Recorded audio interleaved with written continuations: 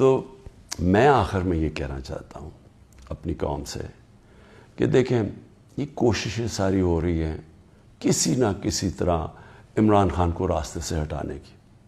یہ پوری ہر چیز کے پتہ نہیں 180 کیسز ہیں اور ایک اور وارنٹ بھی نکلا ہی ہے.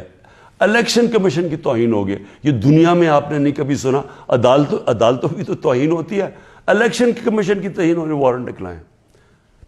پوری کوشش ہے کسی نہ کسی طرح اس کو جیل میں ڈال دیں. میں کھڑا ہوں, جیل کے لیے بھی تیار ہوں, لیکن قوم کو میں یہ بتا دوں کہ میں انشاءاللہ ہر کیس کا ثابت کروں گا اسی ملک میں بیٹھ کے کہ ہر کیس انہوں نے جعلی بنایا ہے, بوگس بنایا ہے, اور ہر کیس جب عدالت میں جائے گا, جب سنا جائے گا, کوئی جج بھی سزا نہیں دے سکتا پورا کیس سن کے, کیونکہ یہ سارے جعلی کیسز ہیں.